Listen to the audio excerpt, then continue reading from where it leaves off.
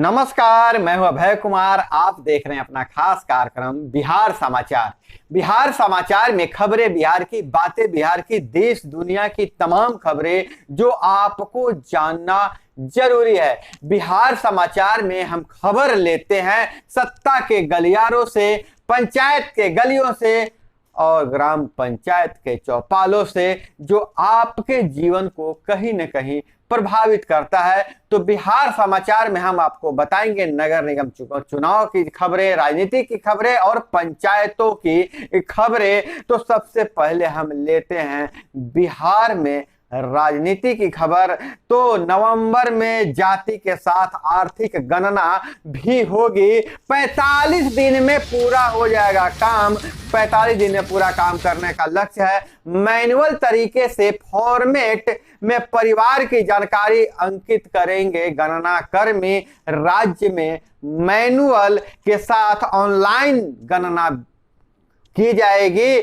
घर घर गणना के लिए जाने वाले कर्मी मैनुअल तरीके से फॉर्मेट पर परिवार के मुखिया का नाम, सदस्यों का नाम, जाति, मातृभाषा, आर्थिक स्रोत में शामिल सरकारी नौकरी, प्राइवेट नौकरी, व्यवसाय, खेती, साइकिल, गाड़ी, मोटरसाइकिल, टीवी आदि की जानकारी अंकित करेंगे। इसके साथ परिवार के मुखिया का हस्ताक्षर लेंगे और इसके बाद मोबाइल पर डेटा अपलोड करेंगे। इसकी मॉनिटरिंग सुपरवाइजर करेंगे। तो जातिगत जनगणना, जो आर्थिक और जाति का गणना बिहार में 45 दिन में पूरा कर लेने का लक्ष्य रखा गया है, नवंबर में शुरू हो जाएगी। और बिहार में एक बहुत बड़ा और काम होने वाला है कि अब मजदूरों को रजिस्ट्रेशन के लिए, श्रमिकों को रजिस्ट्रेशन के लिए काम छोड़कर कार्यालयों का चक्कर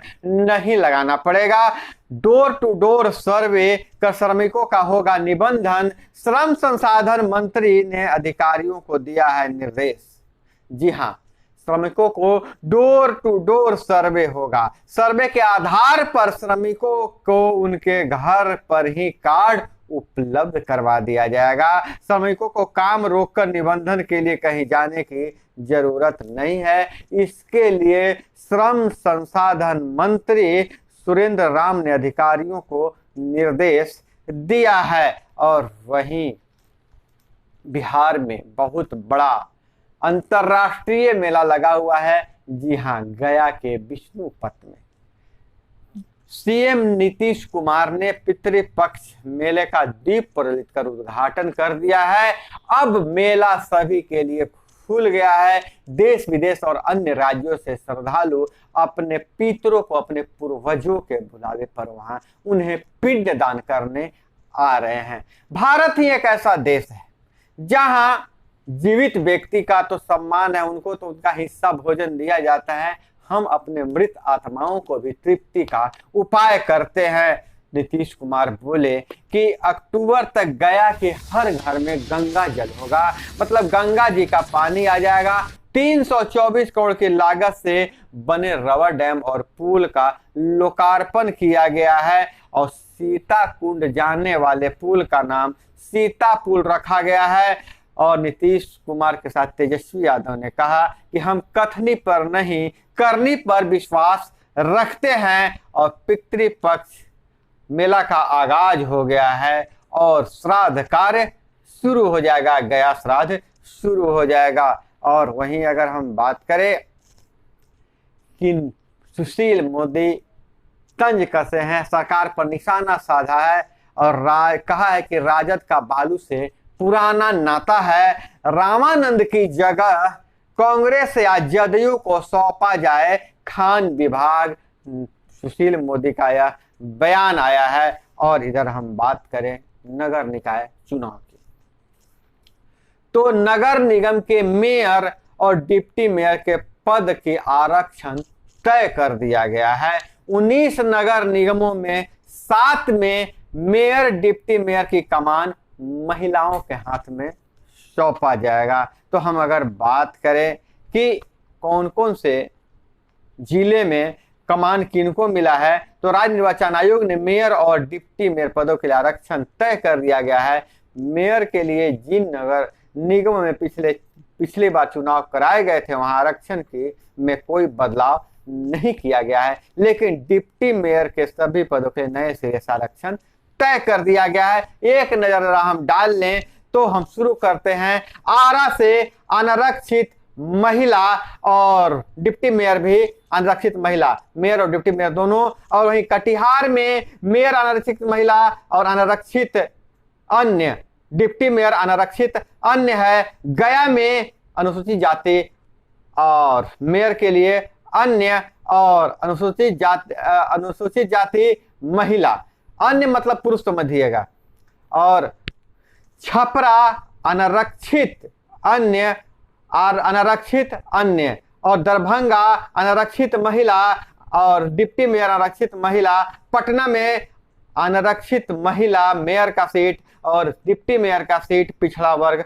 महिला के लिए आरक्षित किया गया है। वहीं पूर्णिया में मेयर का सीट अनारक्षित है, मतलब जनरल है, और डिप्टी मेयर भी जनरल है। वहीं बेगूसराय में अनारक्षित महिला दोनों सीट डिप्टी मेयर दोनों सीट अनारक्षित महिला है। बेतिया में अनारक्षित महिला और अनारक्षित महिला में दोनों सीट अनारक्षित महिला है। बिहार शरीफ में पिछड़ा वर्ग अन्य मेयर की सीट और अनारक्षित महिला है डिप्टी मेयर। भागलपुर में पिछड़ा वर्ग महिला और डिप्टी मेयर पिछड़ा वर्ग अन्य। मुंगेर में अनारक्षित अन्य दोनों सीट आरक्षित अन्य है, डिप्टी मेयर भी आरक्षित अन्य है। वहीं मुजफ्फरपुर में पिछड़ा वर्ग अन्य मेयर के लिए और डिप्टी मेयर के लिए पिछड़ा वर्ग अन्य, मतलब दोनों सीट पिछड़ा वर्ग अन्य के लिए है। मधुबनी में अनारक्षित अन्य और दोनों सीट आरक्षित अन्य के लिए है मधुबनी में, और मोतिहारी में भी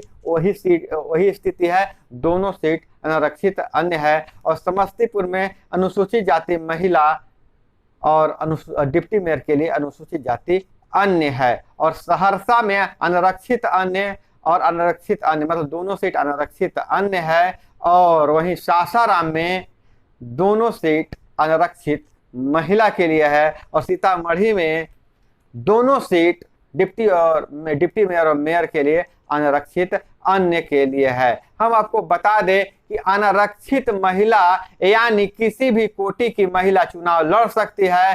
अनारक्षित अन्य सीटों पर किसी भी श्रेणी के महिला या पुरुष चुनाव लड़ सकते हैं, मतलब जनरल सीट है।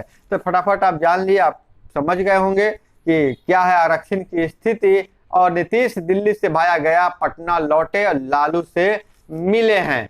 और इधर अगर हम बात करें कि सूखे का संकट, बिहार में दाल के कटोरे में इस बार पैदावार 50% से भी कम है। एएनआईए की पीटीआई से जुड़े संदिग्ध ठिकानों पर छापेमारी।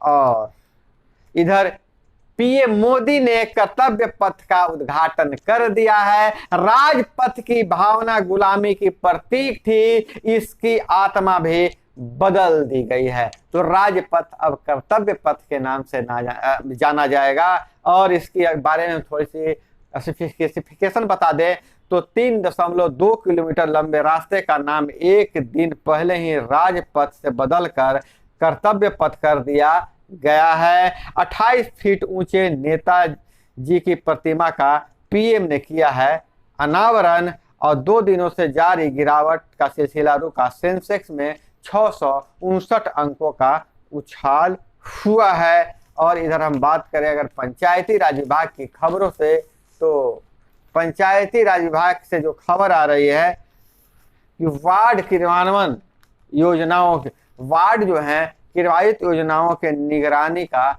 जिम्मा संभालेंगे। जी हाँ, वार्ड सदस्य, उनके वार्ड में अगर किसी भी मद से काम हो रहा है, विकास कार्य हो रहा है, तो उसका निगरानी का जिम्मा वार्डों को होगा। यह प्रशिक्षण में भी बताया जा रहा है। और जो मैंने सूचना दिया था कि 48,000 रुपये आपके खाते में आए हैं कि नहीं आए हैं, बहुत सारे लोगों ने लिखा है कि हमारे खाते में, वार्ड सदस्य के खाते में 48,000 रुपये नहीं आए हैं। हालांकि कुछ वार्ड सदस्यों ने हमसे सवाल किया है कि इन पैसे को कैसे खर्च करना है। तो मैं इस संबंध में अधिकारियों से मिलना चाह रहा था, लेकिन अधिकारी से मुलाकात नहीं हो पाई। जल्द ही जैसे ही मुलाकात होती है हम आपको बता देंगे कि आपके खाते में पैसे कब तक आएंगे और इन पैसों का क्या करना है। और इधर बात करें रोजगार से, नर्सों को ज्वाइनिंग करने की अंतिम तिथि 31 अक्टूबर तक निबंधन प्रमाण पत्र के अभाव में कई नर्स नहीं कर पाई थी 31 अगस्त को योगदान। और इधर 2404 इंस्ट्रक्टर बहाली के लिए वैकेंसी, नवंबर तक कंप्यूटर बेस्ड होगी परीक्षा। 8 साल से इंतजार कर रहे अभ्यर्थियों के लिए अच्छी खबर। जी हाँ, ITI जो कर लिए हैं उनके लिए बहुत ही बढ़िया खबर है। 2404 इंस्ट्रक्टर बहाली के लिए वैकेंसी नवंबर तक निकाली जाएगी। श्रम संसाधन विभाग का लक्ष्य फरवरी तक मिल जाए इंस्ट्रक्टर। और इधर अगर हम बात करें, कुछ फटाफट खबरों पर नजर डाल लें तो गैंग रेप में 2 निर्दोष लोगों को भेजा जेल, असल आरोपी अब पकड़ाए हैं। अररिया में पुलिस का घोर लापरवाही सामने आया है। मधुबनी और बांका से 3 गिरफ्तार। और पुलिस ने खंगाले 400 स्थानों के CC फुटेज। और इधर करें किशोर की चोरी के आरोप में युवक को पीट कर मारा। मोतिहारी के पलनवा में मॉब लिंचिंग हुआ है। और असम में कुछ मदरसों में बांग्लादेशी आतंकी संगठनों का जुड़ाव मिला है।